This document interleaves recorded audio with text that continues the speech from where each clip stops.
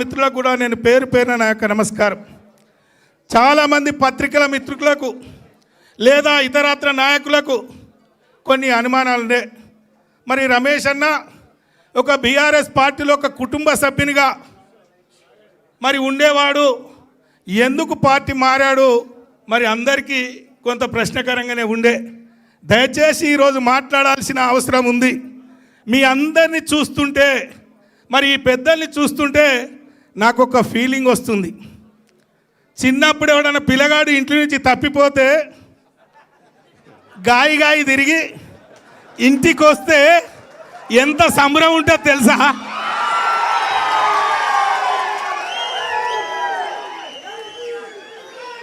అవి ఒక అట్లున్నది. పొలగాడు తప్పిపోయి ఇంటికి వస్తే ఎట్లున్నది సంబరం. అవి ఒక అంత సంతోషంగా ఉంది, నాకు ఆనందంగా ఉంది. ఎందుకంటే కేసీఆర్ గారు, బాబు గారు నియోజకవర్గ విషయంలో ఎప్పుడు పోయినా నా కాగితం పోగానే శాంక్షన్, మంచిగా చేసుకో బిడ్డ అని చెప్పాడు. మరి ఎందుకు పోవాల్సి వచ్చిందో మా వాళ్ళకైతే బాగా తెలుసు, వేదిక పైన ఉన్న వాళ్ళకి బాగా తెలుసు. మా అన్న స్పష్టంగా చెప్పిండు. వరంగల్ జిల్లాలో అనేక మంది మీద బురద చల్లి రాజకీయంగా ఎదగకుండా చేసిన మహానుభావుడు కడియం శ్రీహరి గారు.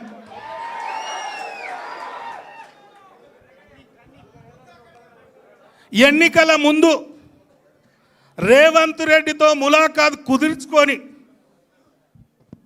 మొన్న జరిగిన ఎన్నికల్లో నా ఓటమితో పాటు వరంగల్ జిల్లాలో అనేక మంది ఓటమి కోసం కాంగ్రెస్తో ములాఖతై కొవర్ట్గా పనిచేసి ఒక టీమును తయారు చేసి మరి ఏ విధంగా మోసం చేసిండో, ఆ ఫలితాలు ఏ విధంగా వచ్చినో మీ అందరికీ తెలుసు. మరి ఇలాంటి దుర్మార్గులు ఉన్న పరిస్థితిలో పార్లమెంటు ఎన్నిక సందర్భంగా మేము ఒక నాయకుని శిక్షణతో ఒక క్రమశిక్షణంగా పనిచేసి రాజకీయాల్లో, గ్రామాల్లో ప్రజల అభిమానాలు, కార్యకర్తల అభిమానాలు, నాయకుల అభిమానాలను మేము కొనియాడినాం, పొందినాం. అలాంటి వాళ్ళ మీద బురద జల్లి 1,00,000 మెజార్టీ ఎట్లా ఓడిపోయిండు, ఏం జరిగింది అని పెద్దలకు చెప్పి ఏదో చేసి తన సొంత బిడ్డ కోసం మరి టికెట్ ఆశించి ఆయన వేసుకున్న ప్లాన్, ఎన్నికల ముందు రేవంత్ రెడ్డి గారితో ఏదైతే కుదుర్చుకున్నాడో అది పూర్తి చేసుకొని ఆ పని అయినాక మళ్ళీ తిరిగి మరి ఆ పార్టీలో చేరిన పరిస్థితి మీ కళ్ళ ముందు ఉంది. మరి అలాంటి వాడున్న పరిస్థితిలో, అలాంటి కఠినాత్ములు ఉన్న పరిస్థితిలో మరి నా రాజకీయ భవిష్యత్తుకే ఒక చుక్కెదురు ఉన్నది. మరి పెద్ద సారు మా బాపు గారు, ఈ రాష్ట్ర ముఖ్యమంత్రి గారు ఒక చక్కటి అవకాశం నాకు కల్పించే కార్యక్రమాన్ని కూడా కొల్లగొట్టిండు. మరి ఈరోజు ఇంతమంది మీద బురద చల్లుకుంటూ తన స్వార్థం కోసం, తన కుటుంబం కోసం మరి ఈరోజు ఏ కార్యక్రమాలు జరిగినాయో మరి ఇలాంటి పరిస్థితుల్లో నేను బయటికి పోవాల్సి వచ్చింది. విధి లేని పరిస్థితుల్లో మరి మొన్న పార్లమెంట్లో నేను భారతీయ జనతా పార్టీలో పోటీ చేయడం జరిగింది, మీ అందరికీ తెలుసు. ఒక్క మాట కూడా బీఆర్ఎస్ పార్టీ పైన కానీ, కేసీఆర్ గారిని కానీ, ఇతరత్ర నాయకులను కానీ ఏ రోజు కూడా నేను ఒక్క మాట కూడా నేను మాట్లాడలే. ఎందుకంటే నా గుండెలో ఉంది కేసీఆర్ గారు ఏం చేశారు, ఏ విధమైన కార్యక్రమాలు చేశారు, నా గుండెలో ఉంది. మరి అలాంటి పాపాత్ములు బయటికి పోయింది కాబట్టే, అలాంటి దుర్మార్గులు బయటికి పోయింది కాబట్టే తిరిగి నా సొంత ఇంటికి చేరాలి, మా బాపు ఆశీర్వాదం తీసుకోవాలి, జరిగిన తప్పులు మరి చెప్పుకొని మరి సొంత ఇంటికి రావాలని ఈరోజు నిర్ణయం తీసుకోవడం జరిగింది. ఈరోజు మరి అలాంటి పాపాత్ములు పోయిన ఈ భవనంలో పాలాభిషేకం చేసి ఇది పుణ్యతం చేసిండ్రు. మరి నా హృదయాన్ని నేను పాలాభిషేకంతో హృదయాన్ని పూర్తి క్లియర్ చేసుకొని ఒక మంచి మనసుతో మా బాపు గారి నాయకత్వంలో పనిచేయాలని ఇందులో అడుగుపెట్టడం జరిగిందని నేను ఈ సందర్భంగా నేను మీకు మనవి చేస్తున్నాను. ఒక్కసారి మీరు ఆలోచన చెయ్యాలి. ఈరోజు కేసీఆర్ గారు ప్రభుత్వం పోయిన తర్వాత, బీఆర్ఎస్ ప్రభుత్వం పోయిన తర్వాత, కేసీఆర్ గారి ముఖ్యమంత్రిగా పక్కకు జరిగిన తర్వాత 2 సంవత్సరాల్లో ఈ రాష్ట్ర ప్రజలు ఏ విధమైన ఇబ్బందులు పడుతున్నారో మీరు గమనిస్తున్నారు.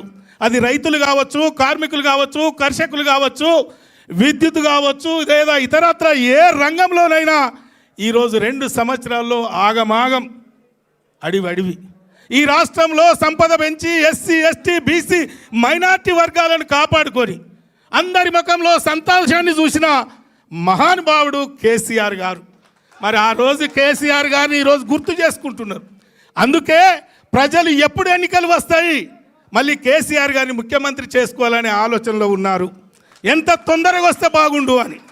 మరి ఈరోజు అదే పద్ధతిలో కొందరి దుర్మార్గుల వల్ల పార్టీ వీడిన వారు కూడా ఎప్పుడు మళ్ళీ కేసీఆర్ గారి దగ్గరికి పోతే బాగుండు, మళ్ళీ కేసీఆర్ గారి ఆశీర్వాదం తీసుకుంటే బాగుండు అనే మంది కూడా చాలామంది చూస్తున్నారు. ఎన్ని మోసాలు, ఎన్ని వాగ్దానాలు, ఎన్ని హామీలు ఇచ్చారో మీకు తెలుసు. ముఖ్యంగా మనందరం కూడా ఉన్నాం.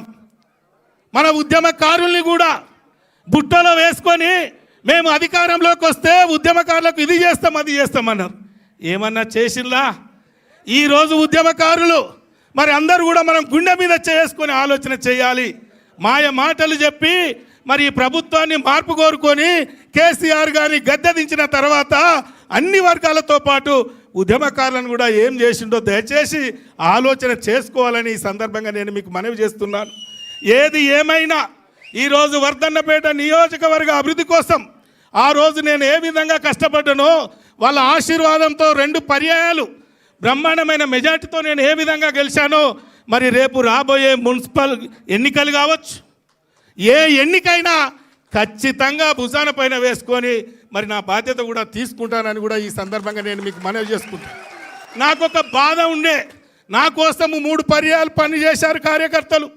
లోకల్ బాడీస్ ఎన్నికల్లో కూడా ప్రతి కార్యకర్త కష్టపడ్డాడు. ఈ లోకల్ బాడీస్ ఎన్నికల్లో మా కార్యకర్తకు ఆపోజిట్గా ప్రచారం చేయాలంటే నా గుండెలో బాధ. కేసీఆర్ గారు పెంచిన ఈ బిడ్డ మరి అలాంటి తప్పు చేయొద్దు అని నేను ఈరోజు మరి బీఆర్ఎస్ పార్టీలో చేరి కష్టపడ్డ కార్యకర్తకు అవకాశం వస్తే గెలిపించుకునే బాధ్యత తీసుకుంటానని కూడా ఈ సందర్భంగా నేను మీకు మనవి చేసుకుంటూ, మీ అందరికీ తెలుసు 2013 నుండి మొన్నటి వరకు ఏ ఎన్నిక వచ్చినా బ్రహ్మాండమైన మెజార్టీతో గులాబీ జెండాను మనం ఆ రోజు ఎగురవేసినాం. అదేవిధంగా ఈరోజు తప్పకుండా చేస్తాం. దానికి తోడు మా అన్నగారు కూడా మాకు అన్ని విధాలుగా అండగా ఉన్నారు.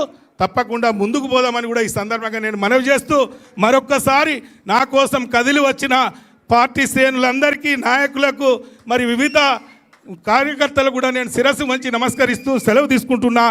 జై హింద్, జై తెలంగాణ, జై కేసీఆర్, జై తెలంగాణ. ఇప్పుడు ఈ సమావేశాన్ని ఉద్దేశించి గౌరవ పెద్దలు సిద్దిపేట శాసనసభ్యులు మన ఎల్పీ డిప్యూటీ లీడర్ హరీష్ అన్న గారు మాట్లాడాల్సింది.